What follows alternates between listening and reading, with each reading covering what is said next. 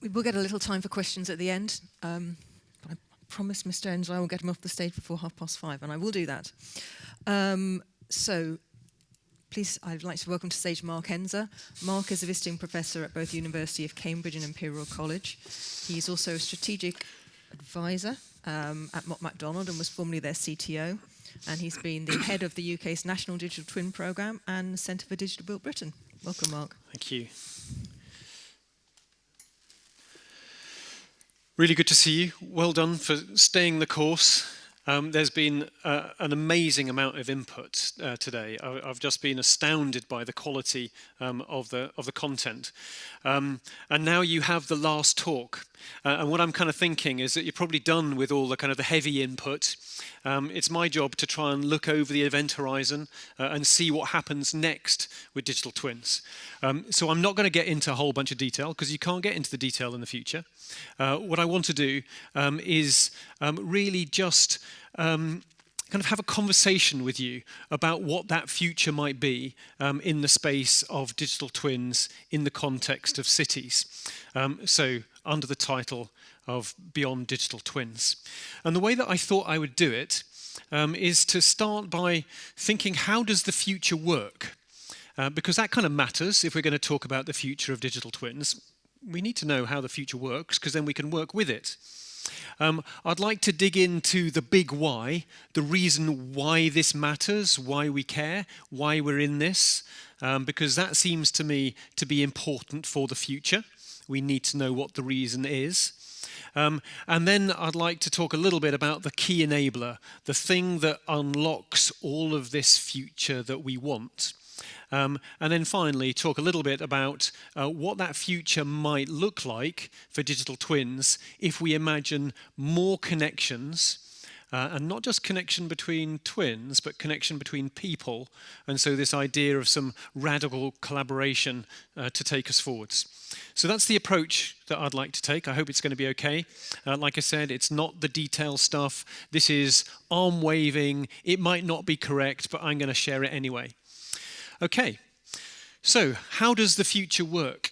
Well, I don't think that it works like this. I mean, it's a beautiful image for sure, a crystal ball, but I think that trying to guess the future is a mug's game. It's a silly thing to do. We shouldn't go there. We shouldn't just try and kind of predict without any proper input. So let's not do that. Let's not be doing the crystal ball. And in me talking about the future, I am trying very hard not to do that crystal ball kind of prediction. The other thing which I think we really shouldn't do about the future is just sit around and wait for it to happen to us. It seems to me that just sitting waiting for the future to come and do whatever it does to us is an even more stupid way of dealing with the future. It's dumb and it's dumberer. I was trying to find an image that was suitable. I hope that one's okay. So let's not do that either. Let's not be reactive. Just reacting to what happens seems like one of the worst ways of dealing with the future. So how does the future work if those ways are not any good? Now, I'm pretty sure you've come across this kind of idea before. You know, the whole idea of these kind of cones moving out into the future and understanding the difference between what plausible futures are, what might be possible, and what might kind of be preposterous, but it's still something you could get to by joining all the dots. I think we're familiar with this kind of imagery, aren't we? And so if we're taking this on board, there's a whole load of trends which are happening, which will kind of cone out into the future in this way. And I won't run through those trends, but they're all pretty familiar to us. And some of these, when you look at how they vary with time. Some vary more rapidly than others. Some take a while to build. And so we're kind of talking about almost like a different frequency of change for each of these things. But we can definitely see these happening. And these, at a very grand scale, are affecting our future. And some of them we can have an influence on, an impact. Others just seem to happen, and we have to do something in relation to that. So what comes from this view of the future, which I think is really helpful, is that whole idea of developing scenarios. And I'm sure you come across scenario planning. You know, it's the type of thing where you might take a number of dimensions. You know, and here I've just chosen 2. You could take a whole load of others. You know, where one dimension is about the future becoming more collaborative, or possibly having more conflict versus more equality and more inequality. And so you can kind of work out a number of different scenarios. And it's a good way of dealing with the future, because it means that all of these are plausible futures, and then we have to work out how we would deal with each of them. And I guess what I want to say in relation to this is that digital twins and using the idea of federation of digital twins is relevant in every single one of these. So I'm kind of saying that irrespective of the scenarios you might come up with, the concept and the approach of digital twinning is relevant and useful in all of them. In other words, it's a good thing to get into, because it doesn't matter what scenario you look at, it's always relevant. So that's one thing. I think that there's an even better way of looking at the future, if I may, and that is to consider what kind of future we actually want, and then work out what we have to do to make that desirable future happen. Now, we aren't in control of everything, of course, and if we just say that there's a particular future we want, and just because we want it doesn't mean it will actually happen, but at least if we know what we want and we articulate it, we can make it more likely. We can do the things that make it happen, which seems to me like a better way than the other stuff that I've talked about so far. And I think that's where we should be in the world of digital twins and connected digital twins, particularly in relation to cities. We can work out what we want. What are we trying to get to? And then find out what do we have to do to get there. And one of the reasons why I think this is so important is that there are futures that we don't want. Now, I've put up here data for the public good. This is a document that came out about 6 years ago. In the UK, it kicked off our national digital twin programme. It recommended that we should move towards having a national digital twin. And it actually gave some specific responsibilities to the Centre for Digital Britain. It's a really good document, and if you haven't read it, dig it out. But I'm putting it up there because I really like its title, Data for the Public Good. That inspires me. That's the kind of thing that makes me think, you know, that as a geeky kind of guy, I can do something useful, because you can use data for public good, because I believe in public good. I also kind of believe in data. It's kind of connecting up some stuff that I care about. So this I find inspiring. Even if you don't open it, you can kind of tell what's inside. The trouble is that this isn't necessarily the default setting. We can imagine data used for other things, can't we? We can imagine some dystopias. We can imagine, instead of data for public good, data for public control. You know, this is a real thing. It happens in certain parts of the world. Alternatively, you can imagine almost an opposite dystopia of data for public exploitation. We don't want that future, do we? But again, this is a very realistic future. And what I think is that there's a kind of a tug of war, in a way, because that data for the public good, even though we really want it, I don't believe it's the default setting. I think the default setting is one of those ones on the left and the right. And so what that means is that if we want to have data for public good, then we've got to do something very positive and very active to make it happen. That is what I think. I'm looking for some nods to kind of think, yeah, we all agree. I also happen to think that in the European context, and if you'll allow me to include the UK and Europe for this purpose, we have values, we have shared values going back an awful long way that inform this kind of view, that we together want this kind of future. But it's not the default. So I think that we have to work together to make it more likely. Okay, so if we agree that that's the type of future we want, what do we have to do to turn a desired future into reality? Well, there's a few things. I've just taken this from a report which I'll share with you in just a moment. But the whole idea is that if you've got that vision, if you know where you're trying to get to, then you can work back from it to work out what policy do you need, what strategy, what action to lead back up to the vision. But having a really clear, compelling vision that people bought into is an important starting point. And so I think in the built environment for cities, we kind of need that. In the UK, we published this a while back called Vision for the Built Environment. And one of the things which do Google it. It's a great little document. One of the things I really like about this is that it recognises a purpose for the built environment. So it's not just that the built environment is the random result of a lot of construction projects, which some people seem to think it is. You just do a lot of construction all the time, and something happens, but who cares what it is? The thing is that the built environment is a thing. It's an amazing thing. We live in it. The whole of society depends on it. And so it's really good to recognize it having purpose, and that purpose being to enable people and nature to flourish together for generations. So once we understand what the purpose is, then part of our job is to enable it to achieve that purpose and use our skills and capabilities to do it. And yes, those skills and capabilities are to do with digital twinning. This might sound like some kind of real out there, airy-fairy theory. It's a nice concept, but would never happen, would it? Well, it just happens that vision got built into UK policy within 6 months, which is amazing.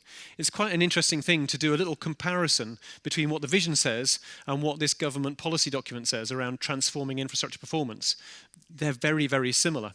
So that's good. It means that we've got a basis.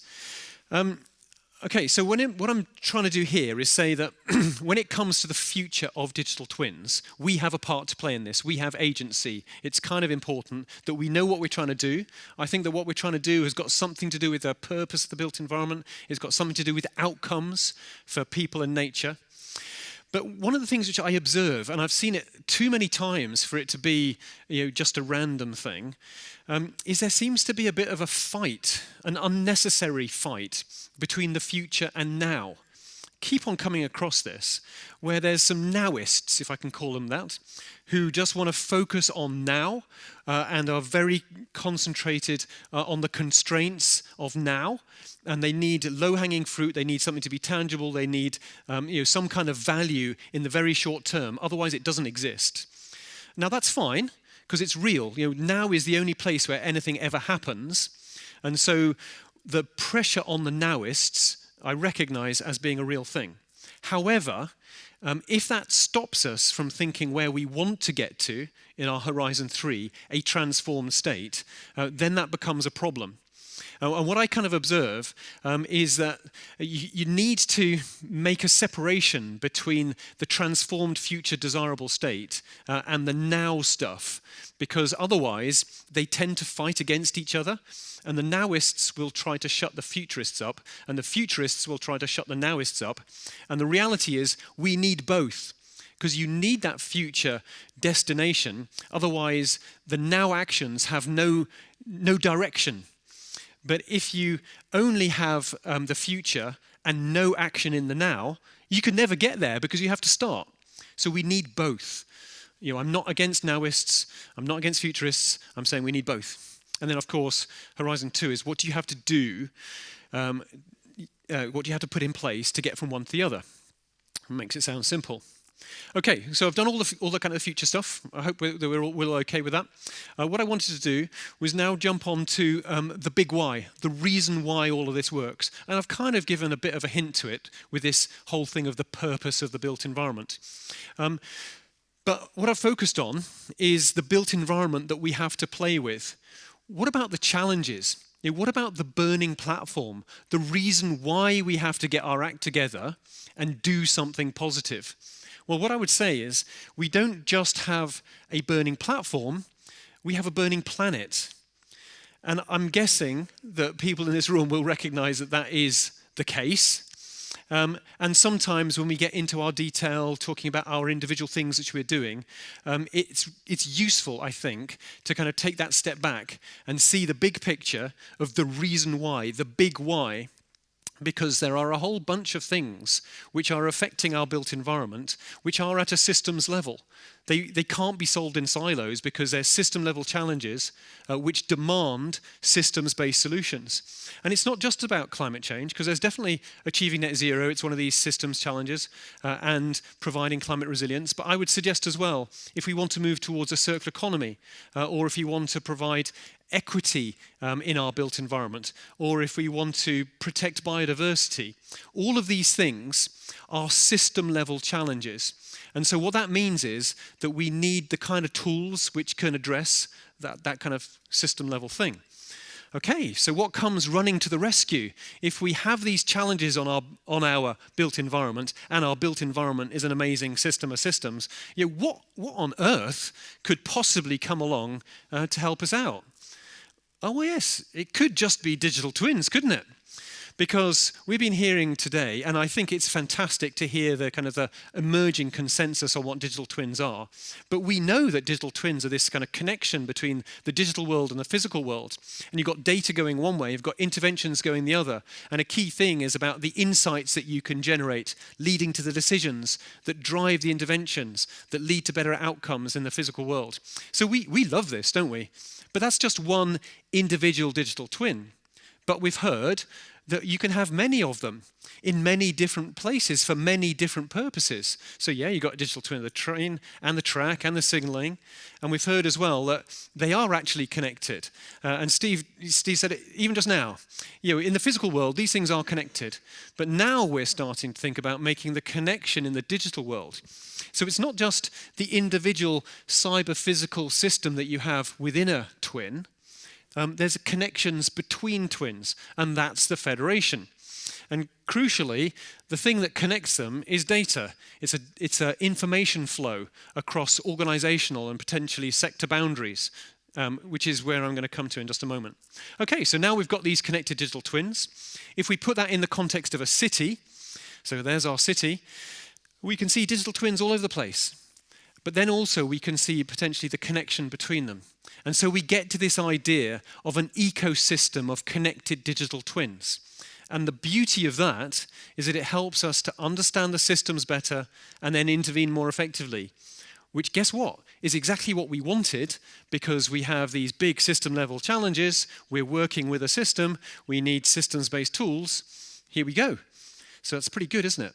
And so what I reckon is that if you look at individual digital twins, the essence of their value comes in making better decisions faster. And when you look at an ecosystem of connected digital twins, what it then translates into at the system level is understanding the system better, so you can intervene more effectively. And what we get there is this really interesting connection between the part and the whole, where the whole is more than the sum of the parts. It's a very kind of common system thinking kind of thing. But that's what we've got with digital twins. Each individual digital twin is valuable, but if you federate them, you get even more value. That's lovely. And so if we apply this to the system, we already said we want to focus on the outcomes. It's all about getting better outcomes for people and nature. We can then see the role of systems in delivering those outcomes. And then exactly as Steve just said, in the city, in the built systems, you can see all sorts of processes. And those processes have decisions. And if we're about making better decisions faster, then you can see use cases for digital twins pretty much everywhere across all of those processes. And the one in the middle I like in particular, because usually it gets left off, is about the use, because the use of the built environment is where we get the value, and you can have digital twins for the use as well. Okay, so we do that, which means we've got levers to pull so that we can intervene more effectively, get the systems performing better to deliver better outcomes. Okay, so the thing that I wanted to get to, and I'll be really quick on this, is the great enabler. If we like all of that stuff, what is the thing that enables it all to happen? And I think at its core, it's a data sharing infrastructure. That is the thing that we're all talking about one way or the other. And if you're going to have a data sharing infrastructure, there's ways that it will work, there's ways it probably won't work so well. So I just wanted to share very briefly some thoughts on that, particularly if we're looking at the where digital twins go and the future of digital twins. So I think when it comes to data sharing, there's some really basic ways of doing it. There's just, I give you a copy of my data. We move ahead from that into, I'll put a copy of my data on a database and give you access to that, and we share that. And then we can move beyond that again to say, what I'll do actually is give you controlled access to some controlled data, and then we're kind of looking after our own data inside our own organizational boundary. And if we expand that up to, instead of one-to-one, many-to-many, then you can see when we've got all these digital twins around the place, if we do the point-to-point thing, it's an absolute mess.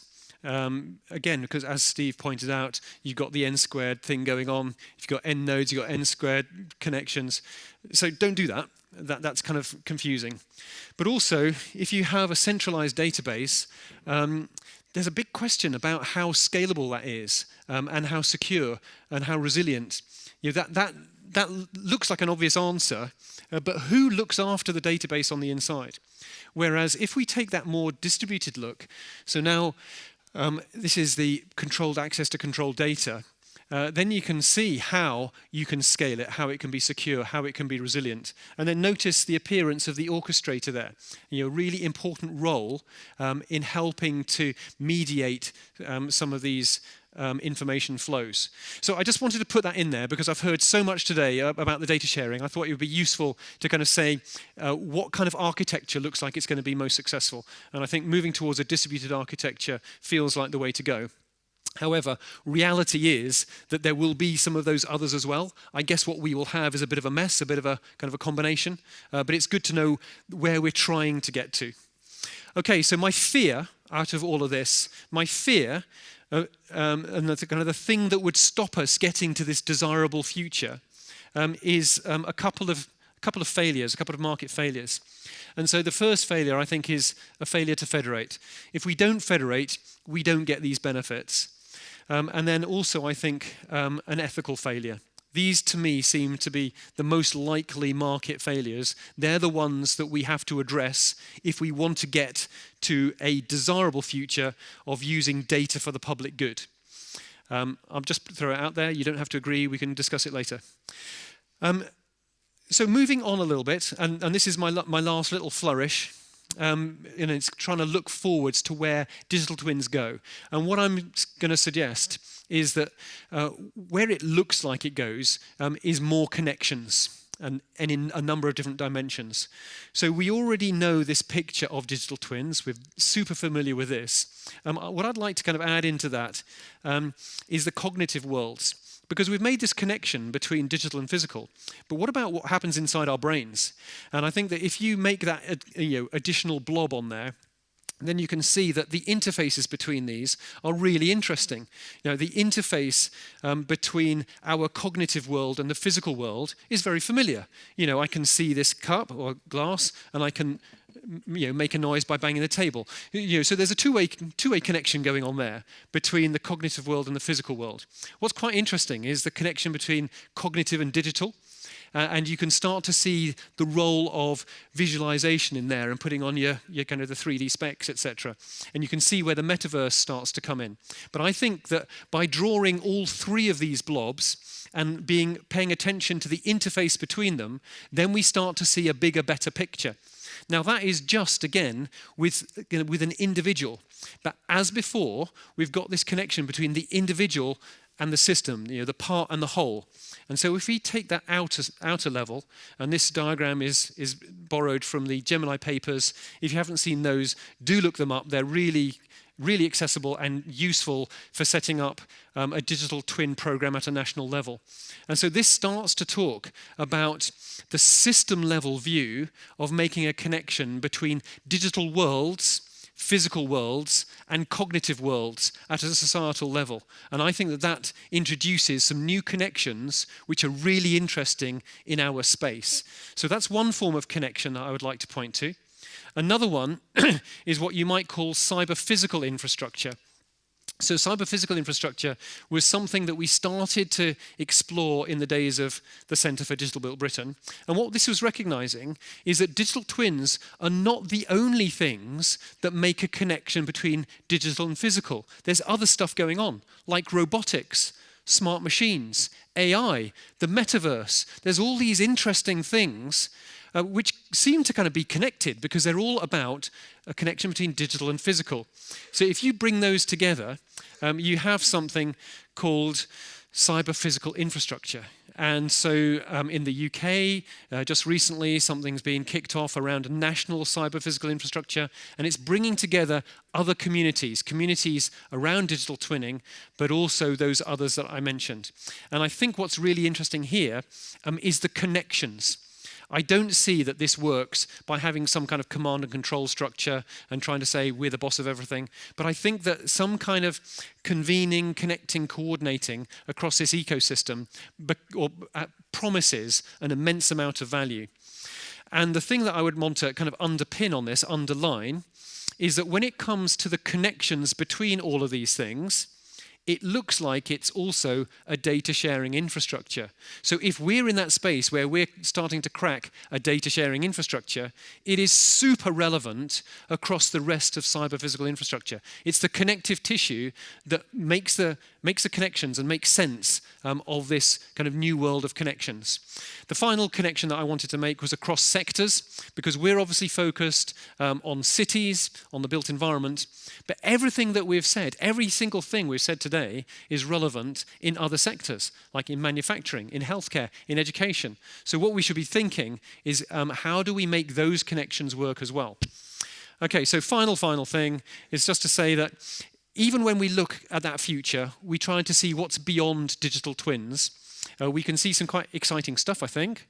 But something that I think is still relevant, still consistent, is that it's not just about the technical solutions. We kind of learned this on the National Digital Twin Programme. We learned that it's socio-technical, because the human and the organizational solutions are just as important and probably harder than just the technical ones. And so I think that if we're looking beyond digital twins into this cyber-physical infrastructure of much more connection, then this will still be important, still be a constant, which then means that we will continue to need this leadership that drives convening, connecting, coordinating, visionary, boundary-spanning leadership that brings people together across practice, policy, and research. And with that, I'd like to say thank you.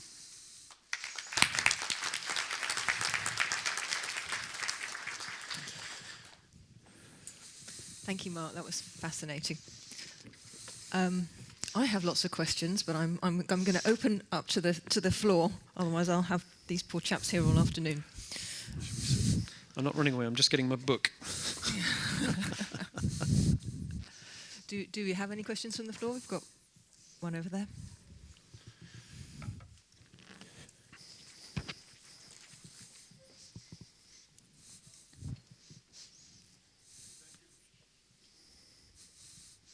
Coming. Perfect. Thank you for this presentation. I think this was, for me, the most valuable presentation. It's nothing against others, but I mean, it creates a final dimension of what we're talking about. And then another question comes in here. Where do the different players in power of people, politicians, media, etc., comes in? Because what we are doing, from my point of view, what we see here is a fantastic future with some obstacles. And very few people in one way own this, and all people own it in the same way. So it's some sort of philosophy behind this. Who wants to take Mark, that? I'm going to... Yeah, I think that is such a wonderful question and really insightful, that thing about the ownership. I completely agree with that. It feels to me like this stuff that we're talking about has immense value to people if we get it right. I've already given the warning that we could get it wrong, in which case it would be damaging to people, and that's why it's so important that we work together to get it right. But if we get it right, it's hugely valuable to people, and that means I think you're spot on. Nobody owns it. but everybody owns the benefit of it. And that's beautiful, isn't it? I mean, there's something very, very good about that. It feels very democratic, and it also feels like a genuine infrastructure. Because I think with infrastructure, nobody owns it. Some people look after it, but it's for the good of us all. And I think that's exactly where we should put this idea of cyber-physical infrastructure, where we should put digital twins, data sharing infrastructure. I believe it is a genuine infrastructure, and it needs to be shared. So I think you're right. And then the beginning of your question, the whole thing about media and politicians, wouldn't it be wonderful if somehow we could get them to listen to this? Because if they got it, it would be useful. But in the meantime, they don't. So I think it's up to us to do things that are positive while they catch up. I add to that one. I think in many ways we have models. This will be self-correcting. The stuff that succeeds will get massively popular. Some people are going to make a lot of money out of this. And they might not be organisations. They might be just little individuals who've got some domain knowledge, who are prepared to put in the effort, strike it rich. Why not? Because we'll all buy what's valuable to us.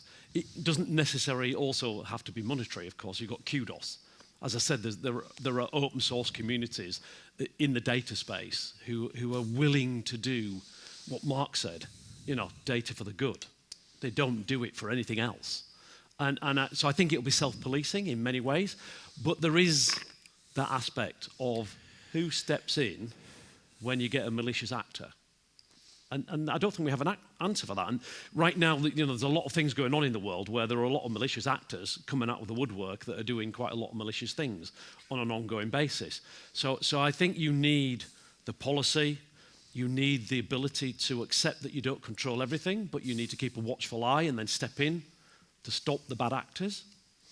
But that's the experimental stage. Government isn't traditionally good at managing in advance, although we've seen some interesting things, like 6 months. I thought it was truly interesting to get from something in place in policy.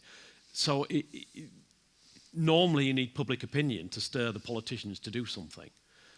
But I think the potential danger around this is so large that we need to have something going on on the sidelines to be able to step in at the right moment. And I don't know what that is, I haven't got an answer. But I do rely on the community a lot for doing a lot of the good stuff. Yeah, I'd agree exactly with that. Is that Mark, I think, used the phrase visionary, boundary spanning leadership. We need that in place, quite who those people are. In fact, maybe it is us. Maybe it's the people in the room and people like us at this stage to try and bring this together. So, any more questions from Tom? Yes, I would like to touch a bit on the point that was made in the presentation by Stephen about the ontologies. While I completely acknowledge that ontologies are making it very explicit how you can connect all these different kind of data sets, there's also a lot of experience that ontologies are deferring the hard work on utilizing the data that is stored in the ontology to a later point in time when somebody, or especially some applications, need to really make use of that data. And I mean, ontologies are very flexible and you can connect what you want, but then you also have a bit something like a mess in the end, and it will be very difficult to feed a certain level of data quality and of structure, and of data structure to a specific application. So what are your thoughts about that? Yes, it's very possible to have a very badly constructed ontology. And I go back to my previous answer. I think the community will police this. Bad ontologies will not get used. And the truth is, the test is in the application. And ontologies so far have been very much in the academic world. And we now start to see them moving out. I was very pleased today. We see so many companies making it more possible to activate the ontologies and then deliver value from them. That was the really interesting bit. What the ontologies I've used, for instance, are ones really made by engineers, for application by engineers. So in the industrial world, the one I use is based on ISO 15926. It's a very, very complete, wide and deep standard which is everything you need to describe any asset, and then it's got a couple of sub standards, 15288, I think it is, for how to operate asset and things like that. We need to have that sort of quality. That quality didn't happen overnight. The ISO 15926 took years to get to where it is. And I think the same will happen with the genesis of ontologies. We saw a few here that have been mentioned today, and they will emerge. But what I do know is that the ones that try and create an all-encompassing monolithic ontologies will fail. You can't do that because the domain expertise isn't monolithic. And then they become unusable. You have to have these small, focused ontologies that you can use, you can activate, you can bring in for electrical, for water, for science, for building strengths and materials, whatever it happens to be, and bring them together. But it's in its infancy. We're only really starting to apply them, I believe, now, outside of the academic world. So I agree, it's going to take some maturity, but if you're careful, you can get the right ontologies, and you can deliver really interesting stuff. You can come and see some of the ones I've done outside. I'll show you them, and it's magic when it's right. I'm going to use moderator's privilege and ask the last question, if I may, a really quick one. One thing, if you could change one thing to make this future happen, what would be the biggest enabler that each of you would choose? No, you go first. Oh, goodness. You pay me more. I guess the one thing that I would focus on is that we can start to experiment more with digital twins. We've done some wonderful things with digital twins, but we are still in not even in the early adopters phase, I don't think. I think we're even just at the beginning of the early adopters phase of the life cycle adoption. I do wish that it was more easy to do more experimentation and really start to look at sharing the value and spreading the knowledge around these things. Because at the moment, I think you've still got to battle against your own organisations. You've got to battle to get funding. And I do wish it was a little bit easier, because the benefits to society are so huge. They're also quite changing around sort of business models and how we can remove cost, which might seem challenging because cost usually comes with people. You're removing people from the scenario. But this experimentation will help people to really start to understand that we get to a new level of value, and that there are new jobs to do that are more valuable than the old jobs where you're doing the same old procedures before. So it's this experimentation and access to funds to do experimentation. Great answer. Mark? Yeah, so everything Steve said. For me, it does need to be more than one thing, but if it has to just be one thing, I think it would be to do with the community and sharing, and in particular bringing the communities together, because I think we're seeing some really powerful communities established. We heard from the Digital Twin Hub. We know we know about the Digital Twin Consortium. The work that just to bringing people together here today. So it seems like there's a number of communities. I think that what we kind of need to do is convene the conveners and get some broader sharing, because the value of learning by doing and then progressing by sharing is absolutely enormous. And if everyone's inventing their own way of doing it and falling down their own holes, and then somebody else has to fall down again, it doesn't work. So I think if there was one thing, it would be about bringing the communities together and sharing. And that seems like a very doable thing. I'm looking at Bernd here. I reckon you could do that, couldn't you? You could bring together these national communities of digital twinning, and we could learn off each other. That would be great. Come on, Bernd, how hard can it be? Yep. Isn't Mark wisdom learning off other people? Yeah, and giving other people jobs. Exactly. Delegated. Mark and Steve, thank you so much. Wonderful to hear. Please feel free to leave the stage. I know, Mark, you have a plane to catch. Steve says if you've got any more questions, he'll be outside afterwards.